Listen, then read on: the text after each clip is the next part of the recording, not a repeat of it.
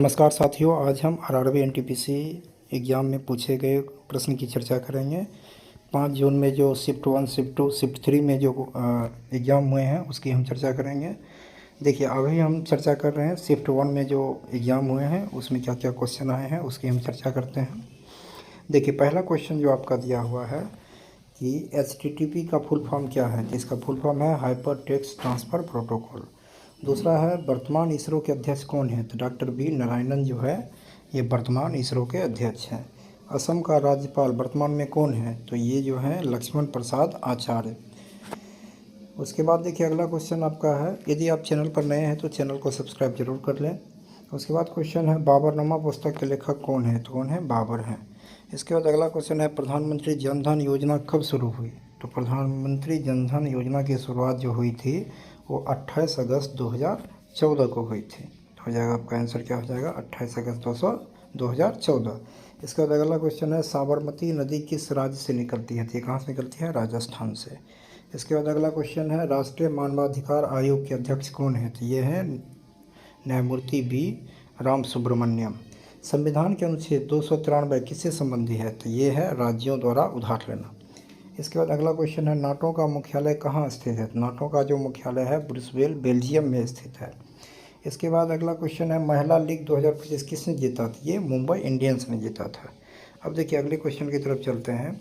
आपका अगला क्वेश्चन जो है कि भारत के नियंत्रक एवं अभिलेख परीक्षक जिसे हम कैच भी कहते हैं किस अनुच्छेद से संबंधित है, ये है अनुच्छेद 148 से 151।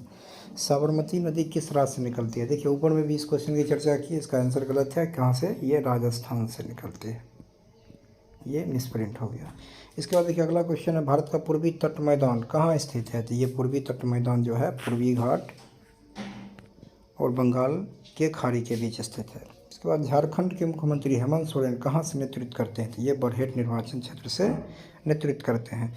इसके बाद है तख्त ए बही बौद्ध मठ किस देश में स्थित है, तो ये पाकिस्तान में स्थित है। क्वेश्चन है कि जलवायु परिवर्तन प्रदर्शन सूचकांक 2025 में कितने देश को शामिल किया गया था, कितने देश थे, 64। तो यदि आप देखिए ये मेरा इंस्टा का पेज है, आप हमको इंस्टा पर भी फॉलो कर सकते हैं, LP रंजीत कुमार नाम से है।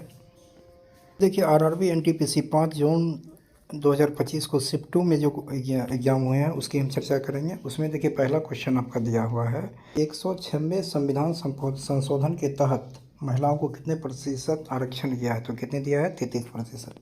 अब देखिए 1555 में सिकंदर और सुल्तान साम्राज्य के शासक को हराकर अफगान शासक को किसने समाप्त किया, कौन किए, हुमायूं ने किए थे। अगला क्वेश्चन है निम्नलिखित में कौन 1530 में साम्राज्य को मजबूत करने के बाद मर गया, तो कौन थे, बाबर थे। अब देखिए अगले क्वेश्चन की तरफ चलते हैं।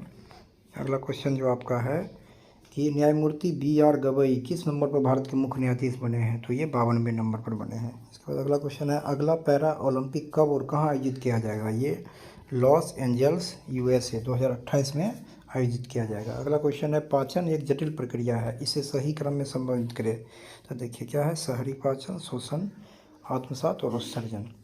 अब कि भारत और चीन के बीच सीमा प्रबंध समझौता कब समाप्त हुआ, 2020 में।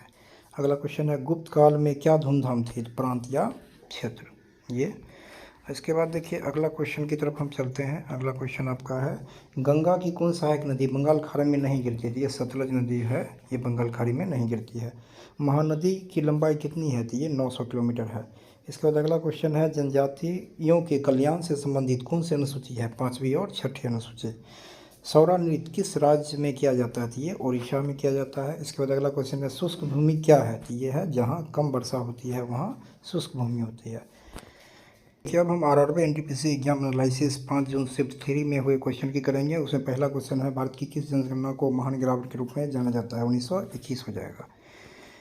अब देखिए अगला है भारतीय राष्ट्रीय कांग्रेस की स्थापना किसने की, एओ ह्यूम ने किए थे। भारतमाला परियोजना के तहत कितने किलोमीटर सड़क बनाने का प्रस्ताव है, तो ये 34,800 किलोमीटर सड़क बनाने का प्रस्ताव है। इसके बाद अगला क्वेश्चन है एकलव्य मॉडल आवासीय विद्यालय की स्थापना किस वर्ष की गई, 1997-98 में किए गए थे। इसके बाद देखिए क्वेश्चन आपका दिया हुआ है कि 16 के पेड़ मुख्य रूप से किस प्रकार के जंगलों में पाए जाते हैं, तो ये पाए जाते हैं कहाँ, सदाबहार जंगल में।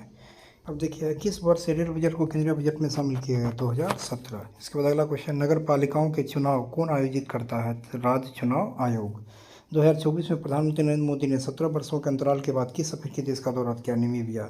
अगला क्वेश्चन है, वित्तीय वर्ष 2023-24 में भारतीय कुल गरीबी दर 4 से 4.5% थी। इसके बाद देखिए अगला क्वेश्चन है, पेट की अम्लता को कम करने के लिए निम्नलिखित में कौन सा घरेलू युक्त उपाय है? सोडा। गुप्त काल में ग्रामीण प्रशासन का मुख्य अधिकारी कौन होता था? ग्रामीण। अगला क्वेश्चन, निम्नलिखित में कौन कोल्ड बूटिंग और वार्म बूटिंग के बीच अंतर को सही ढंग से दर्शाता है? तो देखिए, कोल्ड बूटिंग का अर्थ होता है कंप्यूटर को पहली बार या पूरी तरह से बंद होने के बाद चालू करना, जबकि वार्म बूटिंग का अर्थ होता है पहले से चल रहे सिस्टम को फिर से चालू करना। इस प्रकार हम लोग आज 5 जून के शिफ्ट 1, 2, 3 में हुए प्रश्न की चर्चा की है। यदि आप चैनल पर नए हैं तो चैनल को सब्सक्राइब कर लें, और अगले क्लास में हम लोग 6 जून में जो एग्ज़ाम हुए उसकी हम चर्चा करेंगे। धन्यवाद।